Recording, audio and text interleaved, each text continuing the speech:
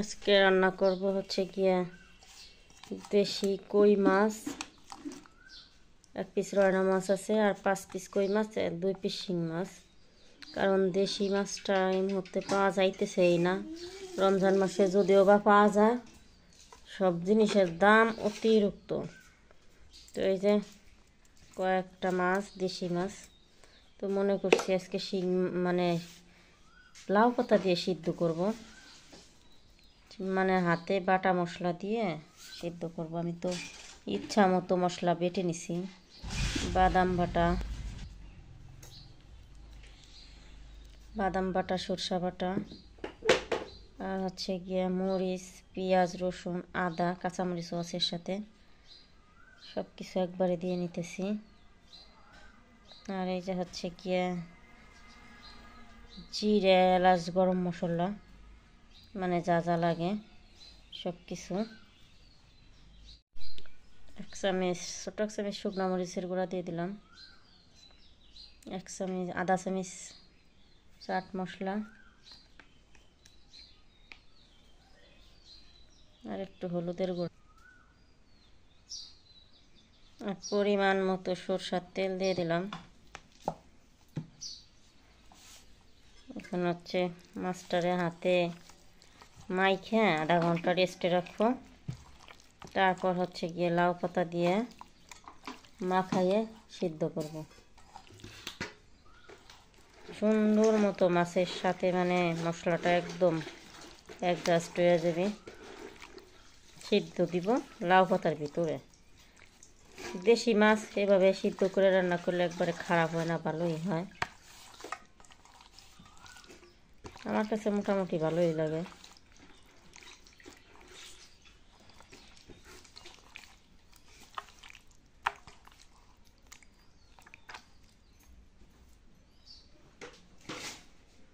ঘন্টা হয়ে গেছে, মাছটা মাখাই রাখছিলাম। এখন হচ্ছে গিয়া এই যে শাকগুলা ধুয়ে পরিষ্কার করে পাতায় নিছি। এই শাকগুলার ভিতরে হচ্ছে গিয়ে সিদ্ধ দিব কই মাছগুলারে। এটা তরকারি মানে রান্না করার জন্য এটা ঠিক আছে। ভাত রান্না করলে লাল হয়ে যায় ভাত। আমি কালকে কদুর পাতা সিদ্ধ দিয়ে খাইলাম না, ছোট পাইলে লাল হয়ে গেছিল ভাত।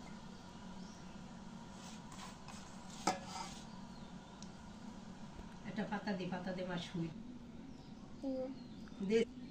হয়েছে। এখন হচ্ছে গিয়ে উপর দিয়ে একটু তেল দিয়ে দিলাম, সরষের তেল।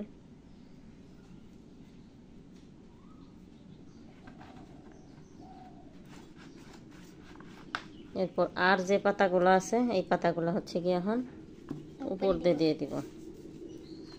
এটা হচ্ছে গিয়ে আমার মেয়ের পছন্দের একটা খাবার, কয়েকদিন ধরেই কইতাছে, কিন্তু দেশি মাছ জোগাবারও পারি না আর খাওয়াও হয় না। এই যে তারপর হচ্ছে চাপা দিয়ে রাইস কুকারে দিয়ে থুবো, একদম শাকগুলা গইলে নরম হয়ে যাবে, সিদ্ধ হয়ে, আর মাছগুলাও বাপা হয়ে যাবে। খাবো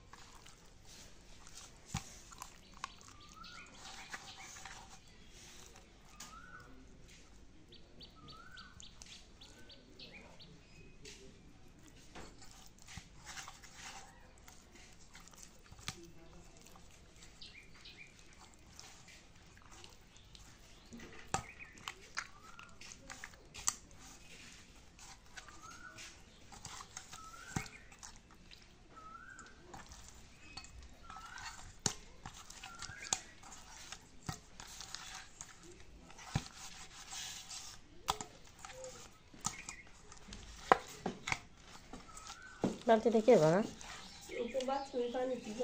কলের পানি না গাছের পানি তো ওইটা সাইডে নেবার কইছিলাম না হুট করে কি আসে 5-10 মিনিট যা কেমনি বেরো যাবে ওটা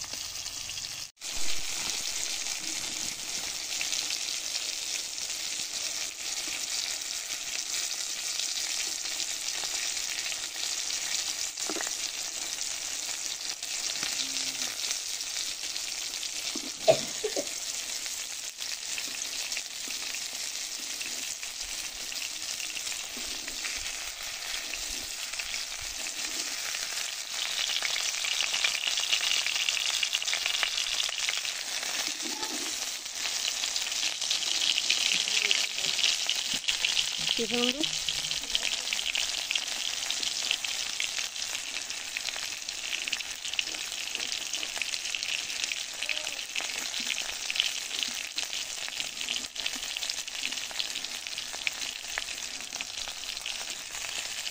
বানানিরে কোকে রাইস কুকারটা বাইরে দিল একদম মচমচে করে ভাজে ফেলাইছি প্রায় 10 মিনিট ধরে ভাজলাম আর এরকম ভাজা মাছ আমার কাছে অনেক ভালোই লাগে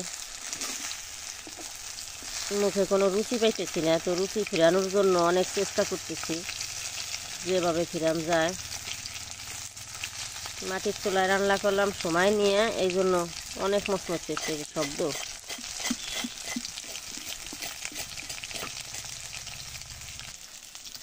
ধোয়া হইতেছে রান্নাটা শেষ হয়ে গেছে এই মুহূর্ত থেকে ধোয়া হইতেছে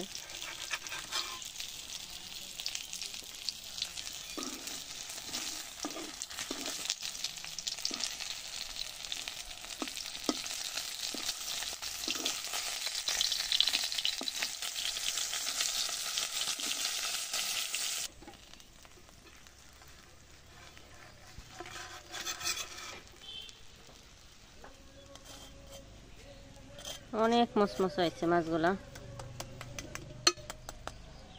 কিলের দেখা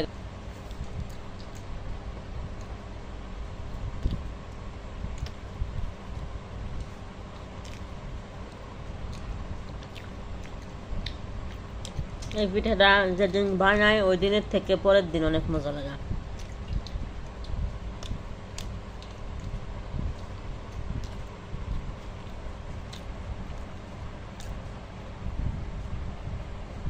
এখন হচ্ছে গিয়ে মাছ খাবো রুটি দিয়া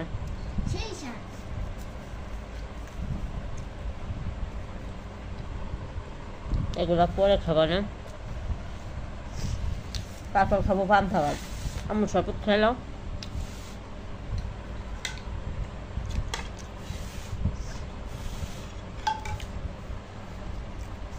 তুই খা খুবই ঠান্ডা পেট ঠান্ডার দরকার নেই পেট ঠান্ডার দরকার নাই খাও মাছ দিয়ে খাও বিসমিল্লাহ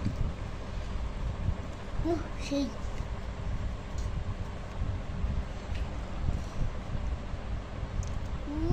বিসমিল্লাহ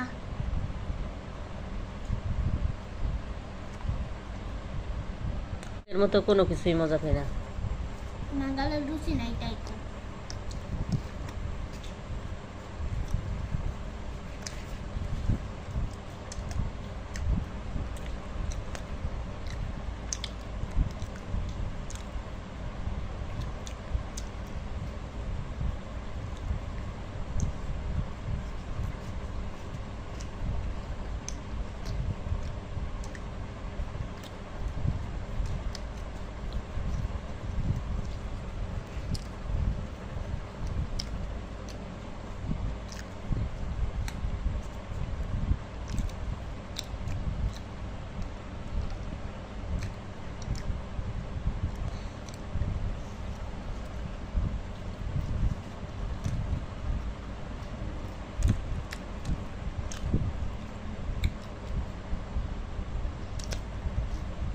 দেখা বন্ধ করে দিতে না রে।